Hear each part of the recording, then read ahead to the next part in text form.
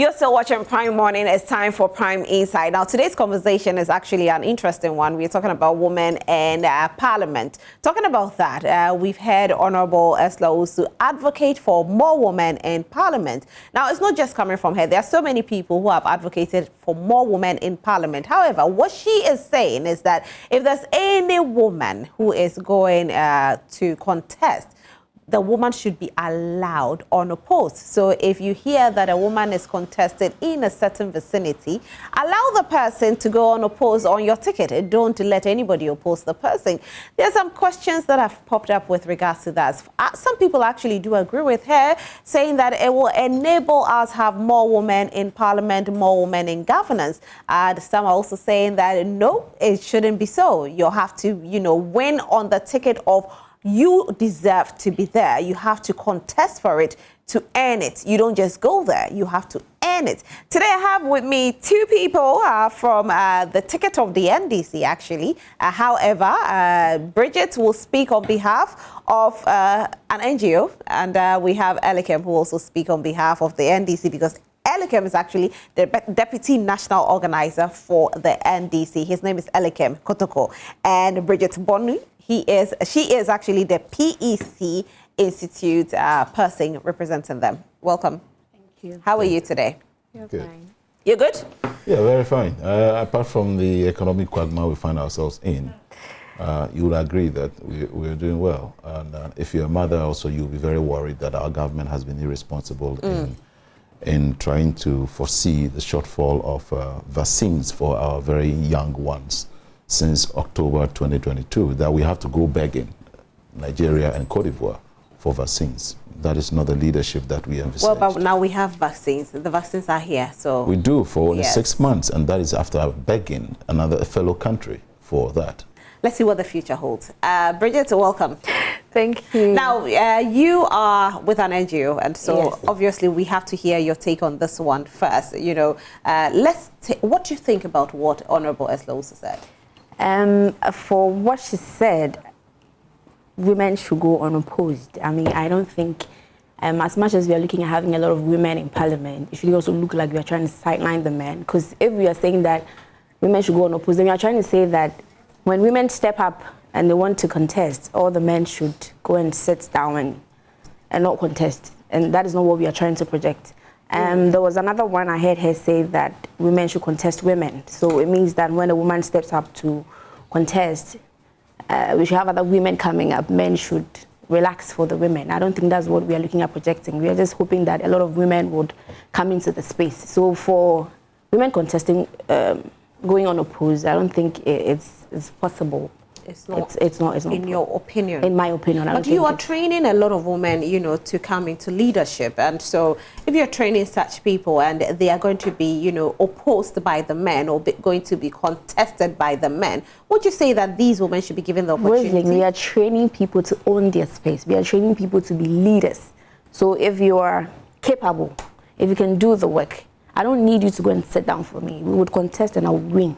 Okay. So we are training people to occupy the leadership space. We are training people to be confident, to be assertive. We are training people to know the work. So I'm not training you to come and men should step aside for you. It's like you don't have it. I mean, I have to leave the space for you to be able to work. No, let's contest. Okay. And then if I win, we win. Yeah. And this is coming from a woman.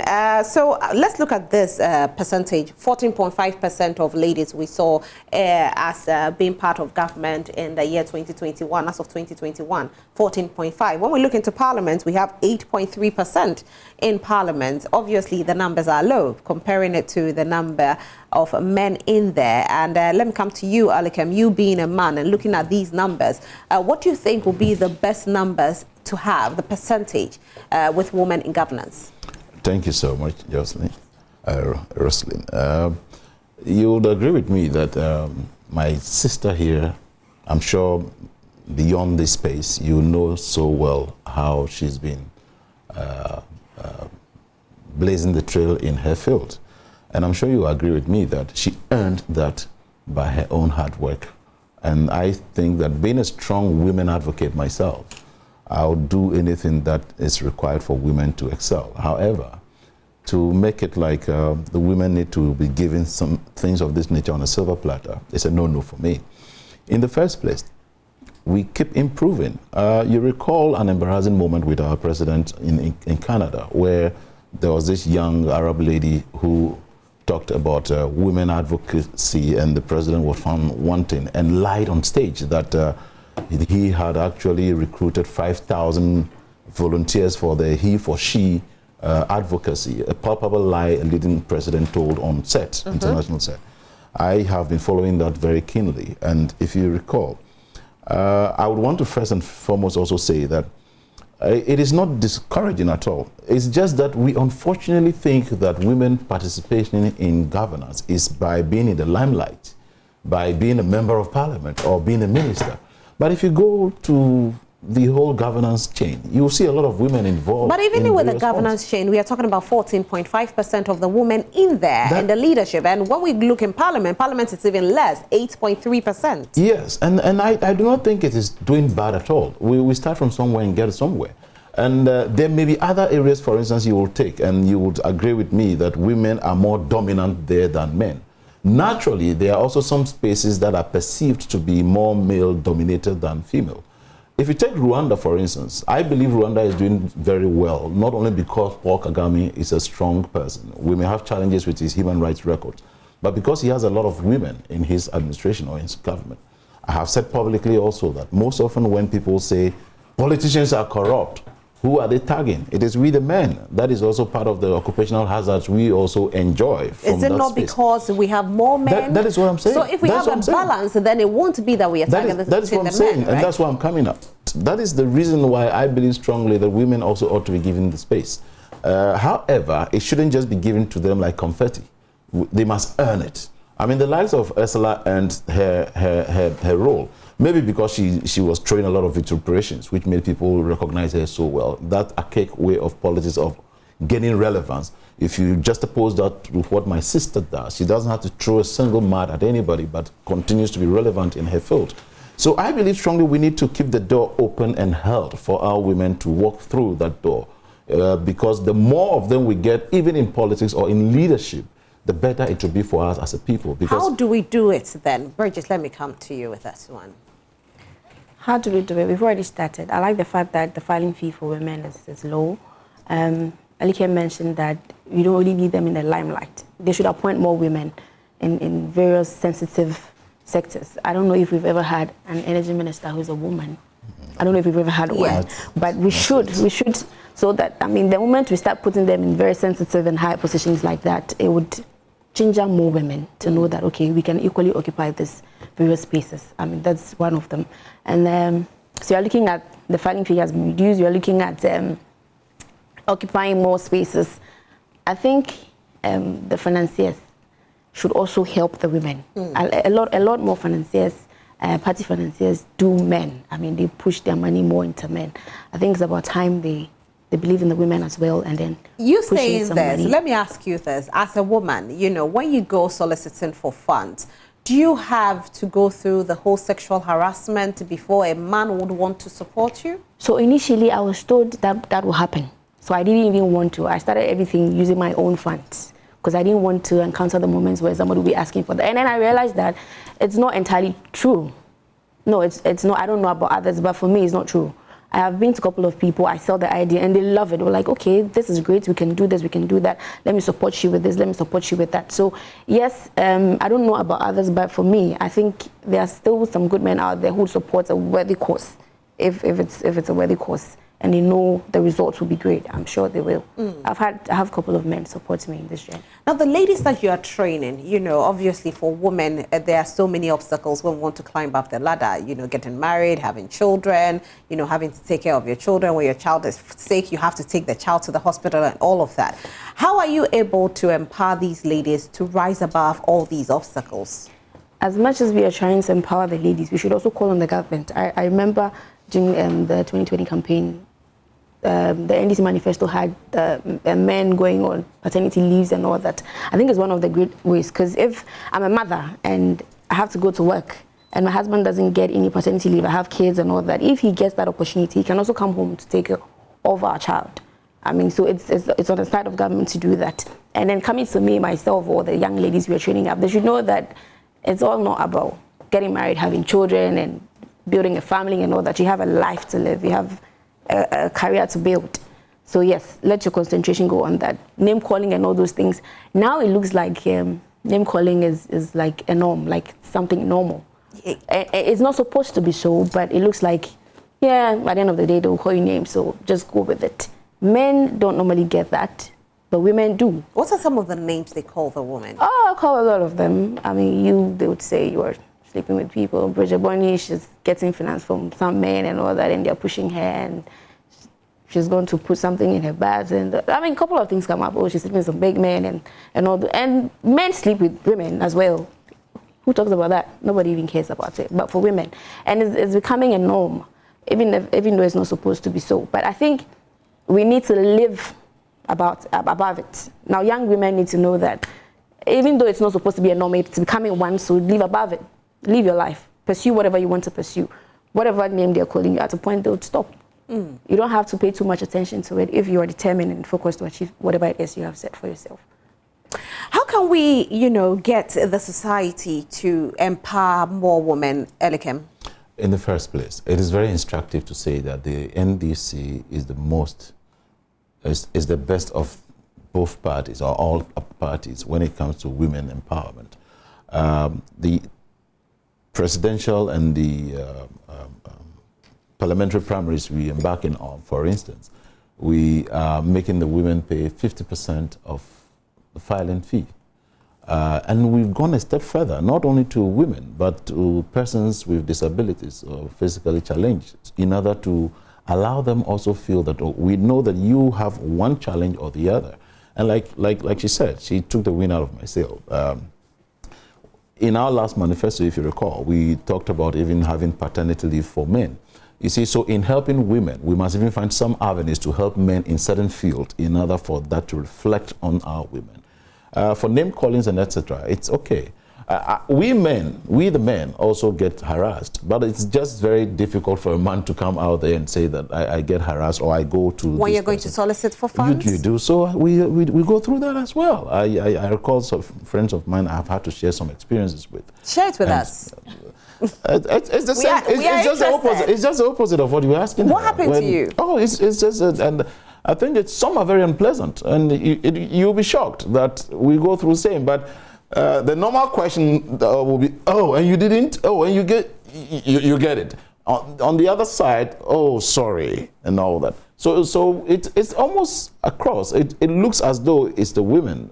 We all have these hazards we go through, and I call them occupational hazards. It is the more reason why I'm saying that if you're a woman and you earn it yourself, you appreciate the fact that your strength is on your ability. And I can gladly say that the lady sitting beside me here, I would not be surprised to see her. I think I saw a recent picture or post of her last week. I've forgotten where it was, with Ibrahim Mahama, the former president's brother, and there was another one. And when I saw her programs going around, I was like, this is what we expect people to do. So everybody can attest to the fact tomorrow when she gets a call to the table, or she already is at the table, that look, she earned it. This is her capability. This is her quality. I saw, yes, she was to make a presentation at some program to speak exactly. So I was so touched and impressed. And everybody who knows me knows that I have strongly been an advocate for women. Even in my campaign, it is one thing I've done. I'm a parent. My first two daughters are ladies and are girls. And so I believe strongly that there's the need for us to do this for them. What do we do to help them? We must put in deliberate policies that will actually ensure that they are not overly advantaged over the men. For instance, we have what we call women organizers in almost all political parties. That is also an avenue for women. We don't have men organizers. We just have organizer who supervises over all of them. So if we are not also careful and we want to always be these women advocate here and there, very soon we may want the women to just occupy every position and the men will also become the disadvantage. But we are looking at the percentages. Okay, let's quickly look at the percentage. At this point, we have 14.5 in government and we have 8.3 in parliament. What figure would be best to have in parliament and in government? We will all be happy if it is 50-50, or even if the women have more. I just gave you an example of Rwanda, where Paul Kagame is doing well, presumably because there are more women involved in his government.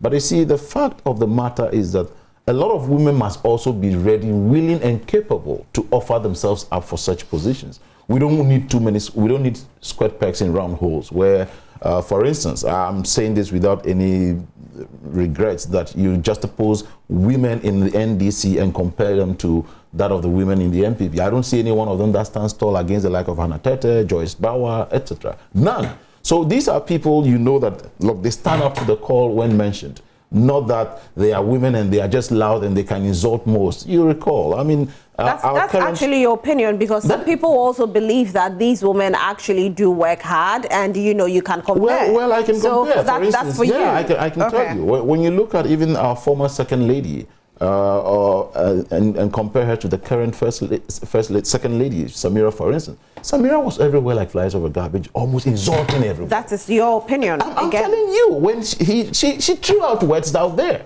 Did you see any of such from the late Emisa Atta's wife during campaign trying to throw mud at somebody in order to stay relevant? No. And that is why we also need to be very careful in the way we project all of these things.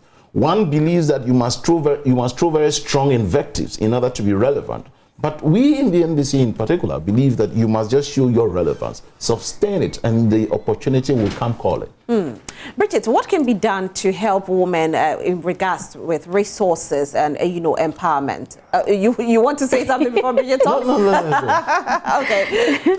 So yes, like what we're already doing, we are mentoring young people, we are training them. So before they even get to the stage of entering parliament or anything, they are well equipped, they know what they are about. What about the resources? We can't ask the government to provide resources as well, but the political parties that are bringing up these women should make avenues. If the woman can't get the resources and you know the woman is capable, you should look for finances and resources for the person to contest. And sometimes I think the parties should own the campaign of the women. Own it. If you know the woman is capable and she can't afford one or two things, they should own the campaign and then help her run it. Because I think the resources is actually one of the main issues that actually prevents some women from going to contest or even going into governance in the first place. Because I might be capable, but I look into my bank account and I realize that I can't do it. And if I look left to right, nobody is supporting me, so I have to take a step back. So when I started my project, I was using my personal funds. And when I ran out of funds, I spoke to a couple of people and they said, Bridget, you don't do politics with your personal funds. It's not done. So I think when you have a proposal or when you put yourself out there and people know you are capable, I don't think I'll go to Elikem for help and he'll say no to me, because I've proven myself over the time. I've proven that I'm capable of doing the work. So when I go to him and I share my proposal with him, this is what I want to do, this is how I want to do it. I'm sure if he has any money to support me, he would willingly do it because he can see the results of what I want to do. So if women out there want to get something, do they want something? It's true we struggle to get resources and all that, but if you want to do it and you know you are capable, put yourself out there. I mean, it won't be easy, but hopefully there are some people out there who would come through for you, even women. How do you put yourself out there? Social media? Or how? Now social media, I tell people social media is like a virtual CV. Social media has given us the opportunity to talk, share your views, ask anything you want to ask. The last time Lexis Bill had a presentation, he was telling us how he got his job. He just posted something of himself on social media and he got his job and he's still there till now. So yes, on social media, I post stuff, I go places and people are like, oh, Bridget, they know me. I need help. I ask. Somebody directs me, oh, go to this person, oh, do this. So any which way you put yourself out, just make sure you are out there. People get to know you. Social media is a free space. We talk, say stuff over there. Why don't you use it to project yourself? Why don't you use it to solicit the funds that you need? Right. As a man, what will let you invest in a woman who wants to be in politics? Potential. If you show the potential, if you're capable. And there have been a lot of women, including she herself. I recall, I can still tell exactly where I was when I had her first call. I was right in front of my car, cleaning the left side of the screen when her call came, and it was about her program. And I told her, at any time you need me, let me know. I will always be there for you. And that is it. And to talk about the social media, it will surprise you to know that I raised funds for my campaign. 90% of my funding was from social media.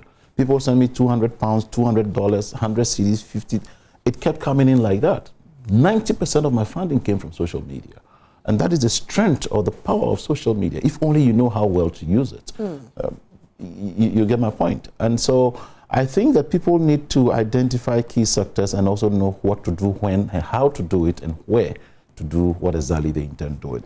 I mean, the social media, for instance, has now been flooded with a lot of other very irrelevant things where people think that they say me trendy and I want to do some stuff to get some recognition, and they will tell you what the figures are, how much you earn, and all of that. But it's a very good space for a lot of things. I would advocate that we should push and support our women. The door needs to be open and kept like that for them to walk through.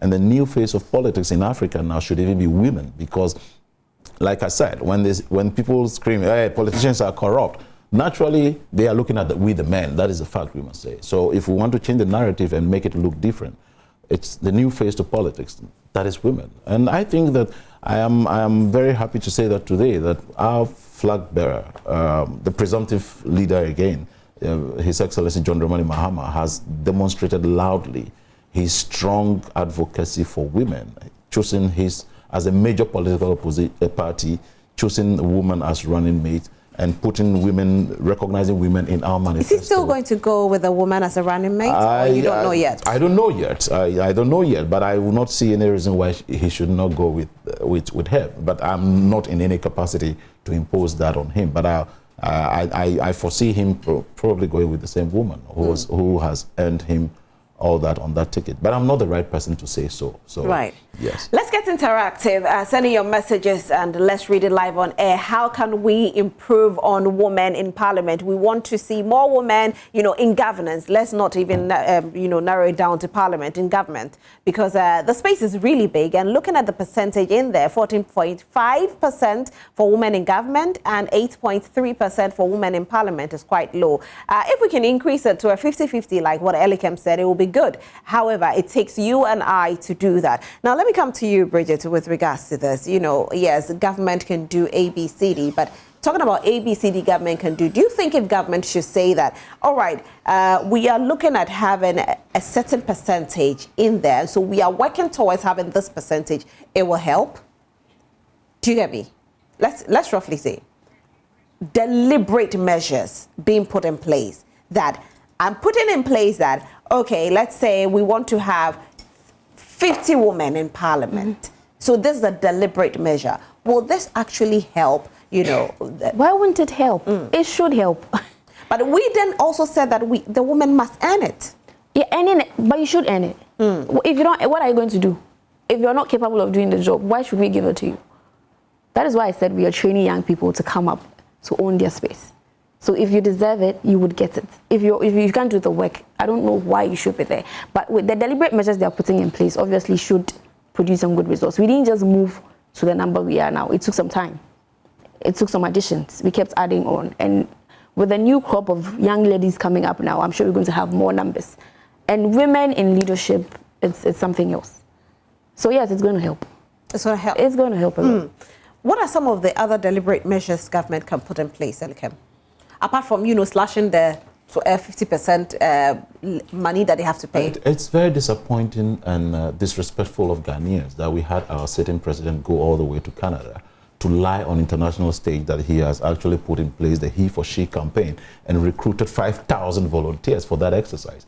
A palpable falsehood being peddled by a sitting president. Imagine that was put in place. By now we would have had a multiplier effect of maybe 25,000 or so such volunteers trying to advocate for the He for She, as we all know. And so government needs to stop the talk and put words into action. That is what is expected. Like I told you, aside the fact that we have slashed that, we also intend to ensure that when campaign begins and we settle on the eventual winners, and where there are women, there will be a little bit of support or cushion given to them. And I have no doubt that even President Mahama or the then candidate Mahama would again even do to add more to what the party intends to do. And so there's still more room for improvement. But I keep saying that we need a lot of women involvement themselves also, so that they must show the willingness, the readiness, the capability that, okay, if Bridget is giving the nod, she may even outperform the men, and so that is a plus for her. And so her call to the table will be on her own merit, on the credit of the fact that she's capable, and nobody will question her. As for the back, how do we call it?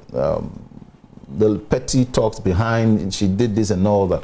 It's very normal. I mean, to we the men, we also hear the same. There are times, for instance, let me give you an example. It is natural that in an environment where my peer or my fellow man requires some assistance with some work, because we are peers, sometimes they find it difficult that, oh, why should Elikem be the one to help me? No, I'll struggle to do it myself. But if Bridget, whether old or younger, is in some difficulty, she's most likely to fall on the best brain. It doesn't matter whether you are male or female.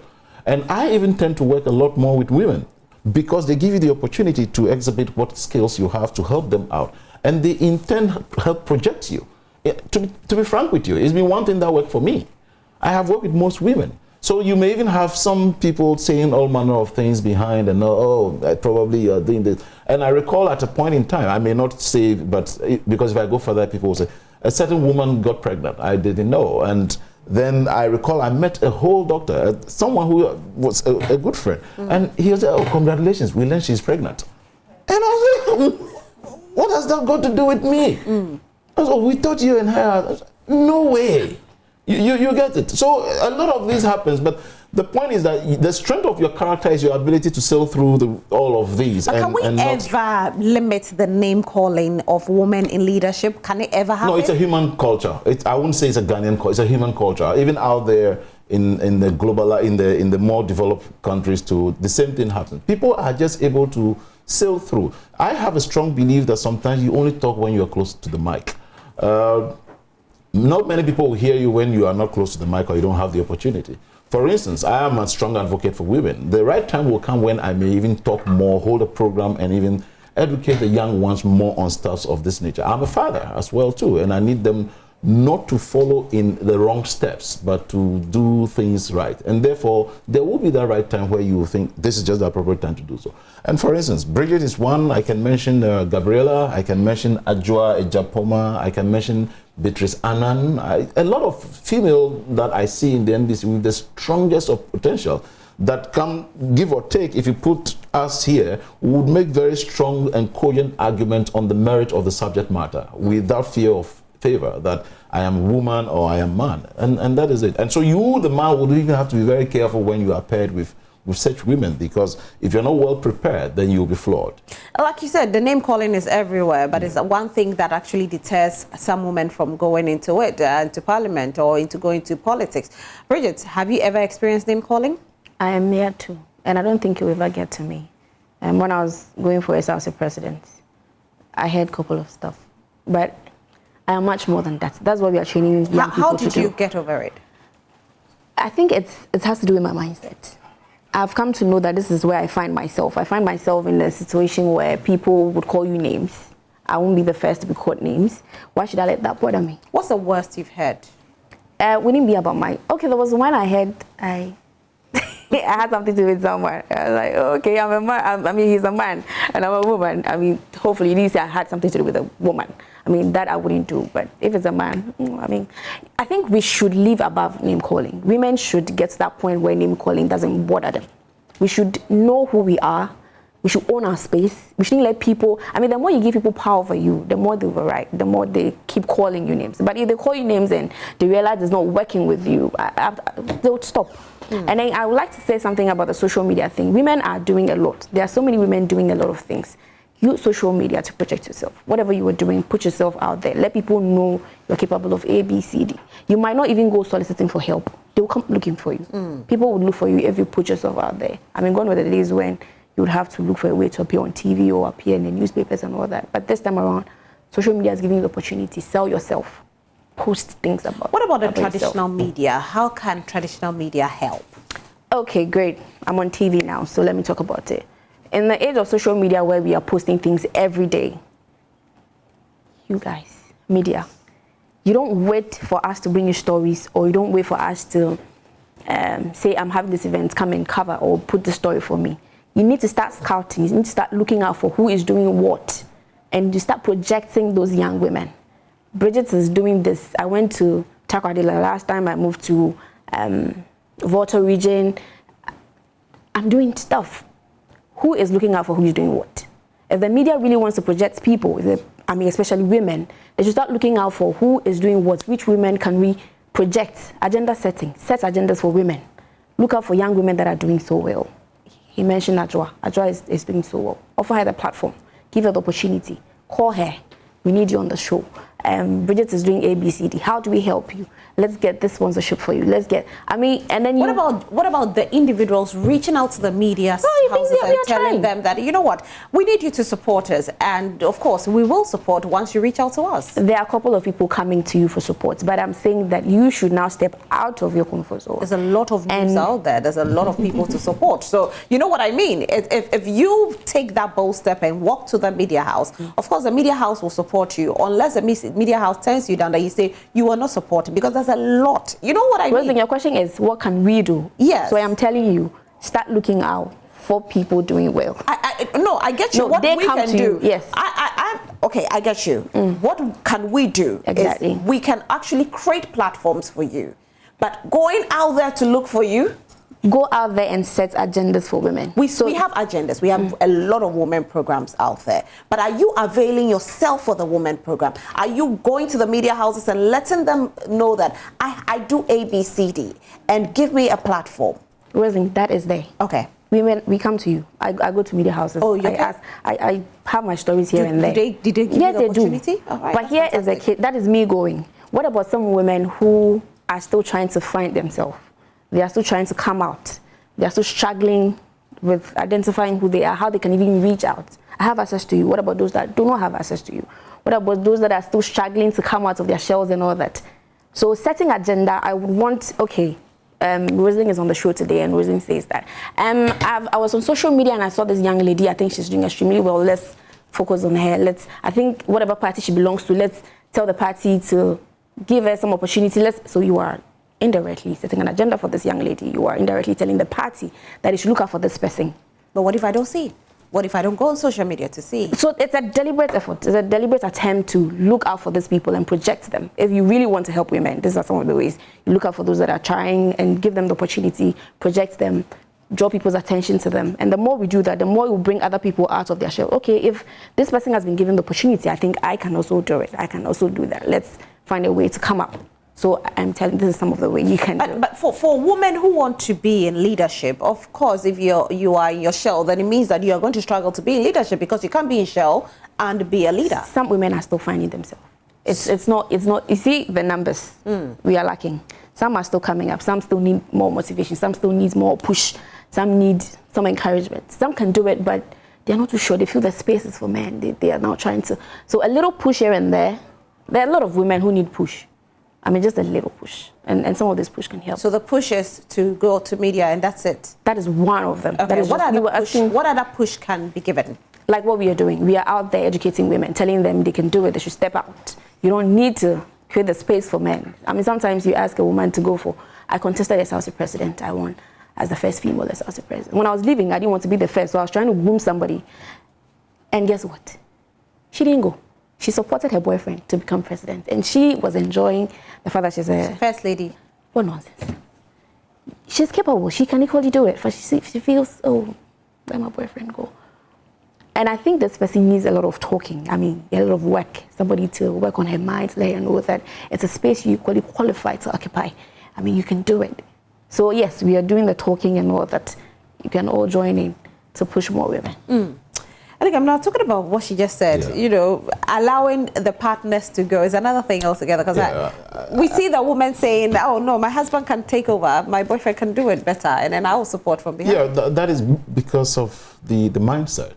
For instance, that is what I'm saying, that women themselves must avail themselves to be capable, ready to serve in that capacity. What about our education system?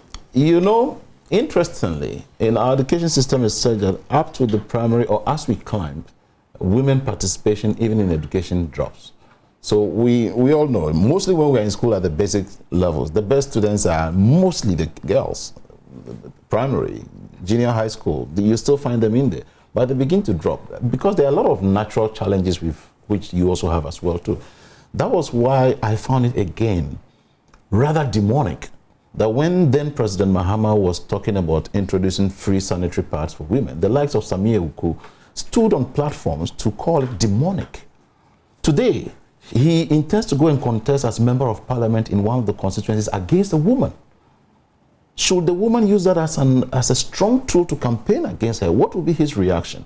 And that is the reason why we ought to be very careful what we say today, because the internet doesn't forget to say. I recall when I was SRC president and later became a national coordinating secretary for the student union, one of my advocacies was to see a female president, and I did everything I could. So for close to 10 years, I was very involved and active in student politics and all that, not to impose anybody.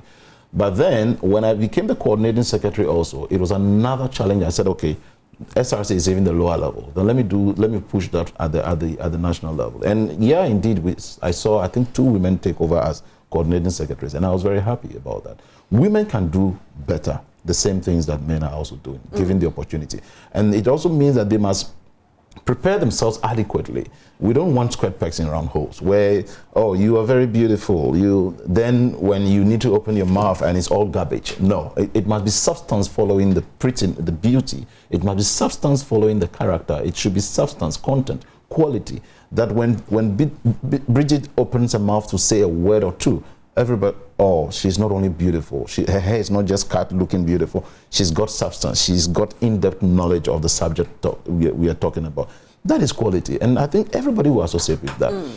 It also takes time to get onto the stage. It's just like a volcanic eruption. It starts from a point before the implosion eventually. So my word out there to the women is that, and this I must say, I was told this by one Kevin Taylor. That was as far back as 2018, when I was even disqualified going for a youth organizer of my party. Today, I'm rather the deputy organizer, which is more of a higher position. And he said to me, Elegam, just stay relevant. Stay relevant. And that has been the key factor when it comes to me. Because sometimes we may mention some names yesteryear or so. Where are they today? They were not able to sustain their relevance over time. And so it's a matter of not getting too much into your own head, not being complacent, but knowing your limits, knowing the standards, and just staying afloat. And the right time will just come, you will be recognized. Let me congratulate Beatrice Annan again. Recently, she was appointed the deputy spokesperson to President Mahama's campaign. She's been doing marvelously well. Nobody can question the fact that she deserved that. Who knows, before the campaign ends or after President Mahama wins to become the leader, Bridget may also get a call, or Ajua may get a call. Let me also applaud 2 women who are equally doing so. Madame Obobia, she has a project just like PEC Institute. Her own is called Ignite Empowerment, Youth Empowerment something. Then there's another lady called Yaira Portia Klu also doing Uriel. So there are women out there doing it. And you see, the same way we are seeing them to be few, it is the same way some men also started something in a very small corner before eventually getting to the limelight. So they starting something and being in the minority is not to mean they will remain there forever. We are getting there. So I must even say that women have the advantage more than women, more than we the men. When you go to political parties, we have positions created for women. There's none for men. Give or take, all things being equal, it means that if tomorrow, for instance, women participation get equal to that of men, women will be more advantaged and may have 60% compared to men who will be having 40%. I don't know if you get what I mean. Because we have even created a position. All other positions available, women are eligible to contest. Have we ever had a national organizer? No, we haven't, but we can. We can. I think a woman contested the last time, Madam Anita De Soso. So that alone tells you something. But have we ever had a man contest women organizer? You heard the name, it's a woman organizer. You heard the name. But to organize women does not mean that you need to be a wowoman. That is also, you see, that is why I see even the bias. Right, let me go on social media. We have some messages coming in. Women well. We have some messages coming in. Hello, Joy Prime. Good morning. Trust you good. My name is Edwin, and I do not agree with women going unopposed in elections. Rather, they should earn their ticket for that. It's good we have more women in government, but all of them should earn it on their merit. Okay. So, sorry, 1 second. I'm trying to get all the messages. I don't want to miss any. Hello, good morning. You guys are discussing very important or interesting topic this morning. Well, my take on this topic, we need to consider women a lot, whether it's Ghana or anywhere in African country. They are very important in our society. When it comes to politics, we should give them unopposed. Okay, please, let's try and consider women a lot in Africa politics. I always feel ashamed when it's all men want to compete with women. This is from Munta Kanyi, sending us a message from Gambia. Good morning, Munta. That's all the way from Gambia.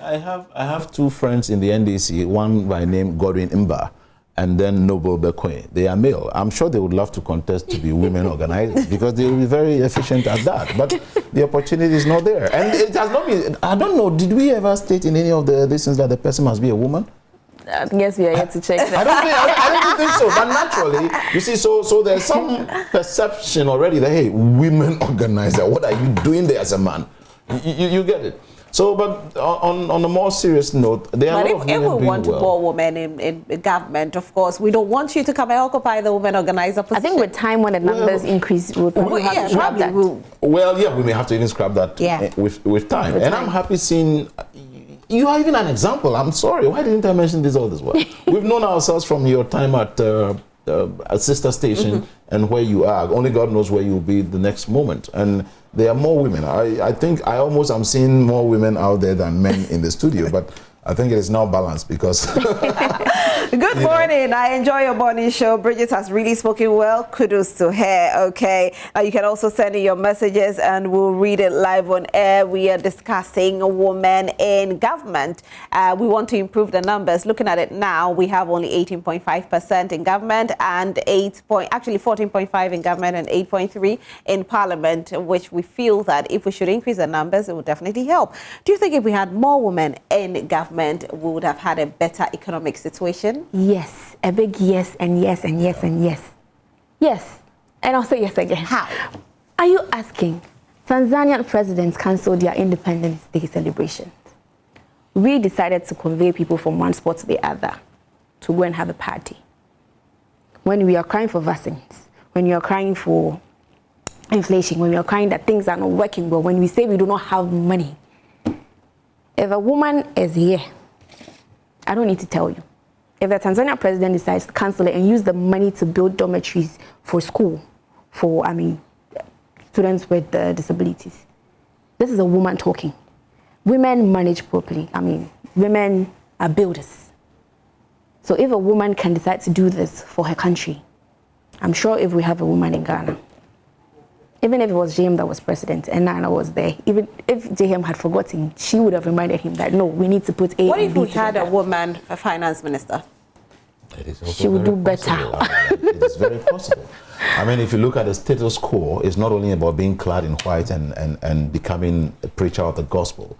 If we needed people to preach the gospel, we would have gone to the churches to do that for us. We have one today who, unfortunately, will be enough reason for me to even be an advocate for a female finance minister. And I'm sorry but to say that Ken Ofori-Atta has been a disappointment. We are not zooming in on him just because you gave that example. It was a question. Yeah, it was a question. And women can do really good. You see, the strength of character of women is such that if only they believe they can, they go all out there and become trailblazers. One other thing we don't have to lose focus of is the numerous women performing various roles in various sectors, not necessarily governance. Some may even be recognized based on their roles they are playing in their fields and be called into government. And that is the reason why I believe strongly that my presidential candidate, President John Dramani Mahama, who I believe is the presumptive flag bearer of the party, has indicated across board his love for advocating for women, and he will do that not only by words, but he will exemplify it. Before even becoming president, he has chosen a female running mate. We've had the first female Speaker of Parliament, that is of the legislature. We've had a female Chief Justice also, the judiciary. So we are getting there. Who knows? But right after the first female, what happens? We see the men taking over again. Yeah, but that's where the issue is, because we see first female. So that tells. Okay, let me give you an example. Okay. One of my daughters recently decided to follow me for I was just going to a sister station, and she was not well, so she decided to join me. When we went, she was sitting here and was watching me throughout the program. From there, I had to go for another program at Accra Technical University. She followed me and was sitting at the front there. And I actually was even using her as an example. If that is her love, that's okay. After we came, she said she wouldn't mind being my PA going on. She likes to watch me do those things, and she would also want to.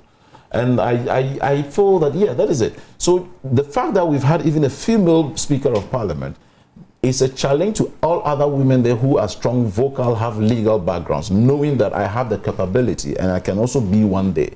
So don't think that, oh, after that, then it goes down, men take over again. No, there are other women lacing their boots and they are waiting for the right time to be called, and they will be. And that is why I believe that I think it was too populist for SLR to suggest that they should go unopposed. I'm sorry, it is baloney. It doesn't make a single sense. But when you say women should, they are lacing their boots, waiting to be called, when are they going to be called? This is where the question is. Well, for instance, President Mahama has not been made president again yet, so you don't even know whether he will even make 70% of his appointment women. So a lot of women must ready themselves so that when they are called to the table, it's not now because they, just give me 5 minutes, I need to lace my boot. Well, you are prepared, you are very educated, you are strong character, you have unquestionable, unblemished image, etc. So we don't know whether President Mahama will make the next speaker female. We don't know if President Mahama will make the next deputy information minister female. We don't know. So you must just ready yourself. But we have a sitting government. How can they improve the numbers that are there? The truth is that the sitting government is just talkative. It's just talkative. Bridges, even where we have the women, they have removed them eventually and replaced them with men and have lied to the public, especially on international stage, where you have even a sitting. I don't know if you recall that incident. Which one? There was this young Arab lady at the women conference in Quebec. Was it in Quebec? But it was in Canada. On women advocacy, where the president said, the women are not showing enough involvement. And the lady had to challenge and educate our president at the time, which made him, probably that pushed him to say that he has even launched the He for She advocacy campaign, for which in Ghana we have recruited 5,000 volunteers, when he could not even boast of a single one. Till date, I'm not sure you've even heard of that. If you haven't seen anybody doing any advocacy for He for She.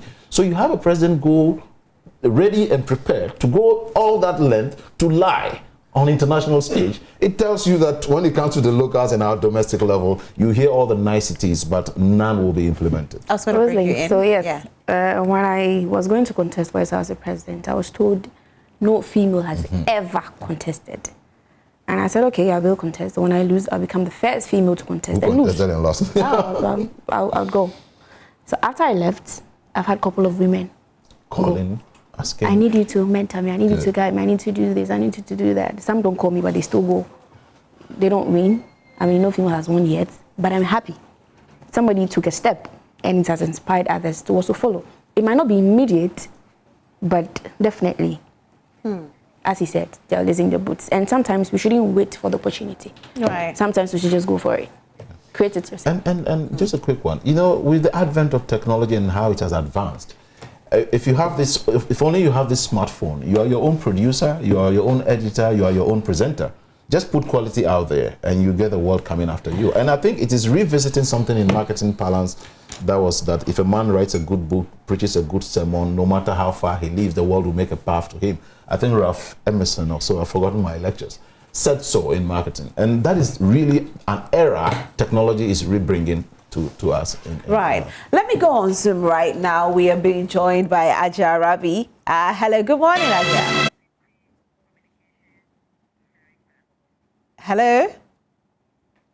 Can you unmute yourself for me, okay? Yes, I have unmuted. Oh, yeah. Great. Ajia is actually the Deputy Communications Director with the NPP. Ajia, we are discussing women in government, and thank you so much for joining us this morning. Yes, unfortunately, I had to come to the north and couldn't be in the studio. So when I turned on the set, I was like, how could you sit without us? Oh. Then I quickly got on WhatsApp and realized your producer tried getting us and couldn't get us. We are really sorry for that. That's okay. Now, however, given the amount of time left, I'll just go straight to the point and say hello to Bridget and the opposition guru in your studio. Elikem. Honestly, Bridget made me so proud, partially because she belongs to a wrong set. That's why I would have to say partially. If she were an NPP woman, I would have totally agreed with her. Oh, really? Anyway, but we want the conversation to be neutral. Yes. Okay, please go ahead. On a more serious note, I think it's been a very good discussion, and I'm so happy joining you. I almost got frustrated when I couldn't join. For me, I think yes. Opportunity. Everyone should provide opportunity for us. And we should, like Bridget said, should also do more by investing on ourselves, like you said, by availing ourselves to the opportunities provided.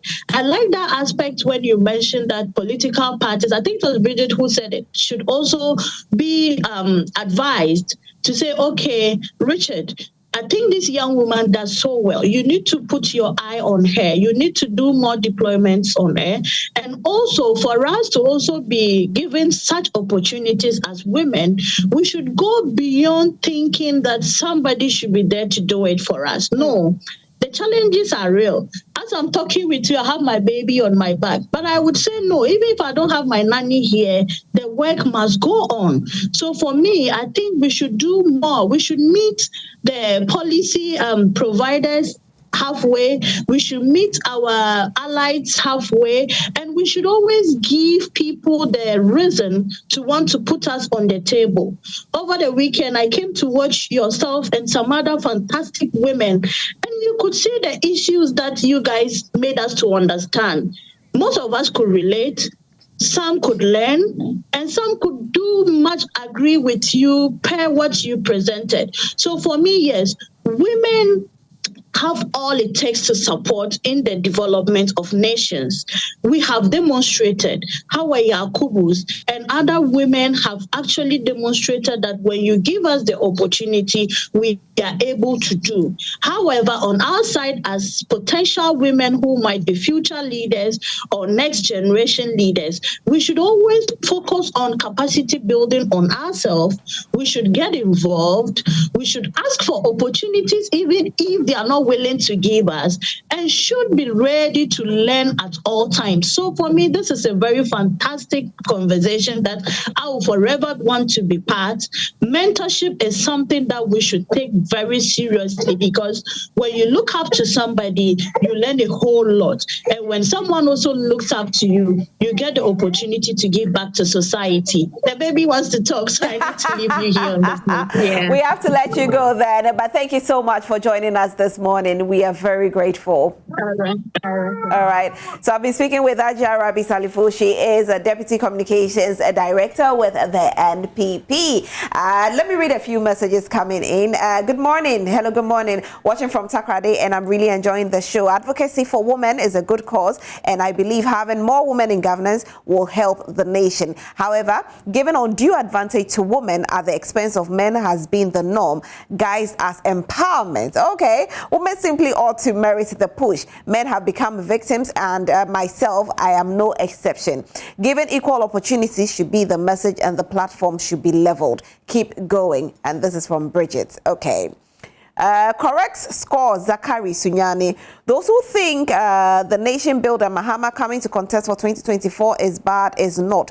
But he's coming because that Nanado said what Baumia said. Okay, it looks like it's off what we are discussing, but we do understand what you're saying. Thank you so much for sending your message. And let me quickly round up the conversation with you in the studio. Let me start with you, Bridget. Let's see what we can do. We are in 2024 election year. How do we get more women in there?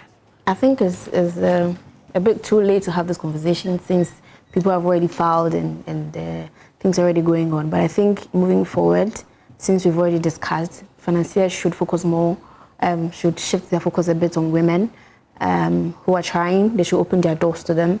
And the party should deliberately institute some training sections for women Some NGOs are doing well with the mentorship and all that, but the political parties themselves should be deliberate about it, have a training section for women that they want, to occupy spaces. And I think with time, we can get there. Are we going to see you in Parliament anytime soon? Anytime soon, I doubt. I am building something. I'm so concerned about people getting politically inclined and making informed decisions. So I'm more focused on that. When the time comes for me to go to Parliament, I'm sure I would announce that. But the dream is there? Definitely. Definitely, I like that. For the women who want to be a part of your institute, to be empowered, how can they join? Okay, so the PEC Institute is more focused on young people in rural communities. We have 18 plus for NDC, which is more political. We want to bring out some serious young people in the party. So they can go to 18 plus for ndc.org and then sign up, and then we'll take it from there. All right, thank you so much, Bridget, for being here. And Elikem? Yeah, not long ago, one of our most revered institutions, the military, went on rampage, more or less rehearsing how to assault human beings, the very people who they are supposed to protect. And you saw a lot of them. Many of them were male, and it appeared it was even sanctioned by the Commander-in-Chief of the Ghana Armed Forces. Maybe if we had a woman there as a CDS, etc., this wouldn't have happened. And even if it happened, they would have been questioned. But as we speak now, the police, through their investigations, have actually found 6 people, not related to the 182 that the military rounded up, not related to the people they assaulted, not related to even one person I'm told died. And so I think that is one of the places President Akufo-Addo needs to look at. The CDS, or the Chief Defense Staff position, should look at putting a woman there. Well said. Thank you so much for being here. But do you think Ghana is ready for a female president? Oh, I believe we are. The very fact that we embrace female presidential candidates and running mates, and we can now tell that they are in position. Some men naturally would have some resistance in them. Me having a woman control me, over me. They see it as being subdued or power sharing. But if eventually there's proper education and awareness on the fact that it's a role and that would actually advance a cause, people would embrace it. So don't forget that naturally humans resist change, but over time they begin to embrace it. And if you want me to give you an example. Thank you. I wish I had the time, but I don't. Thank you so much for being here. Super grateful. Bridget Bonny, who is with the PEC Institute, and Elikem Kotoko, who is the Deputy National Organizer of the NDC. And also we spoke with Aja Rabi Salifu, who is the Deputy Communications Director with the NPP. She joined us via Zoom. Thank you all to all of you who sent in your messages and those of you who tuned in to watch.